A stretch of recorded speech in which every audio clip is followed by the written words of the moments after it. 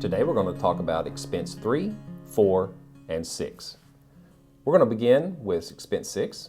We're going to work our way backwards and show you a few tips and tricks on how to use CFAM and to answer your questions efficiently. So beginning, you see a blank slate. There's no data over here because we have not selected a school. But there are other sheets in CFAM that might help you select your range of districts that you want to compare. So I'm going to duplicate my tab at the top. So I'm going to hover over expense 6 and right click, duplicate. This will be a duplicate of expense 6, but that's not the one I want to look at right now. You can get to the other views by clicking on this drop down arrow, and that's a little more efficient. I want to look at map compare size real quickly, 620. Ben Janelle does a great video on map compare size that it's already posted. So you should check it out. But I'm just going to show you how to use it. I want to get an idea of schools that are around 10,000 that are close together. So you got one outlier up here in Northwest, but the main districts that fall into this range of a third quarter ADM are Conway, Bryant, and Cabot. So the CBC 10s is who we're going to compare today, and we're going to do that by going back to expense 6. So we're just going to type in Bryant, Cabot, and Conway, and hit apply.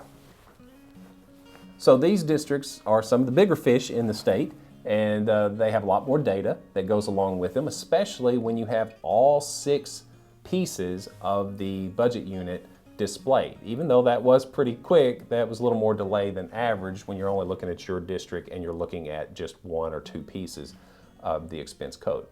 So we're going to break this down. Notice this is also multiple years. It defaults to the 5 years that are selected.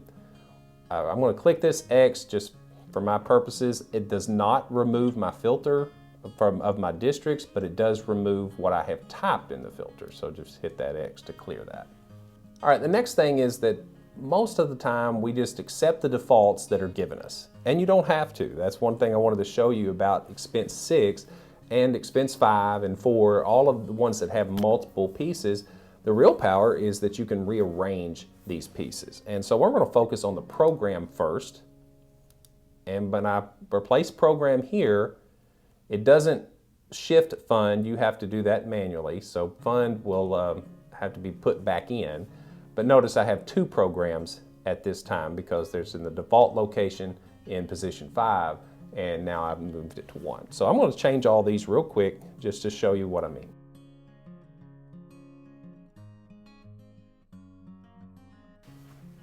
Now that we have all of the rearranging taken care of, we can look at how that affects your view. So it just changes these colored columns to the way that we talked about in their hierarchy. So when you drill down for the data, you see it in these larger groups from left and to smaller groups to the right. Okay, so that's one way to look at the data, but again, this is a lot of data. These are 3 big schools. We need to narrow this down. So first of all, I'm going to filter my programs. So I deselect all, hit my magnifying glass, type in 170, because I just know that one. You could type in learning loss and it would also bring up the same thing. And that narrows it down quite a bit. You can watch it narrow down. This column total just adds up. It's just a complete sum, grand total of everything displayed. So the next thing is we have a lot of locations because these are big districts that have a lot of schools. So we can narrow that down. We could do it by deselecting, but I'm going to show you a more efficient way to do that. We're going to right click our tab again, duplicate, and notice that duplicated a 106. Now we're going to change 106 to 104, and all you have to do is just scoot over to the left 2 positions and click 104. And the way CFAM works, it keeps your filters set the way that I had them. However, it just removes the last 2 filters and keeps the way they will remain. You can adjust this if this is close, but it's not exactly how I want it. So I want source of funds here, and I'm going to put fund at the end. Oh, object at the end, excuse me. Because fund really not doing anything for us because there is only one fund represented with this combination of source of funds and this program. So that's not really helping us adding to our view. So I'm going to put object in there. So this is a lot shorter, even though it is still too long. And why is it too long? It's mainly because of the locations. So you have the locations in position 2 right here.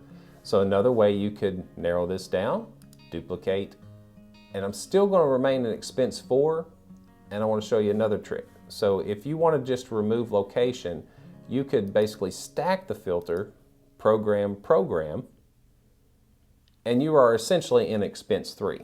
It is the exact same data, so this is 6473613, program, source of fund, object. So if we were to move over to expense 3 and program, change this to source of funds,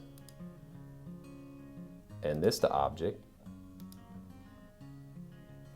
you have the same total. Now the last thing that I want to kind of go over that gets overlooked is the analysis column. Then this is the analysis column, budget balance. This compares your expenditure to your budget balance. There was nothing budgeted for the 7,638, so therefore it was negative on the balance. But if I wanted to change that to a dollar value or previous year, dollar change from previous year, this was something that was very appreciated by my board. It just was more relevant to the way that they looked at the finances, because yes, if you have a good budget, a budget balance is a very good marker. However, if the budget's not well planned or there's a lot of unknowns when you created that budget, it may be set way too high. And being under budget is a good thing, but what if that budget was inflated? So a dollar change from the previous year is what it is. That's how much you spent last year versus this year. And so sometimes that was a little more beneficial. They spent $302,000 more than they did last year. And you can see that they spent $304 in 22, but in 21 they only spent $2,000. So 304 minus 2,000. 302. So that brings us to our end of our video. If you want to take a deeper dive into how you can use the expense worksheets 101 through 106, please check out our videos 102, 105, and even expense 1. I hope this video was helpful and can show you some few tricks in using CFAM for all of the worksheets that are included.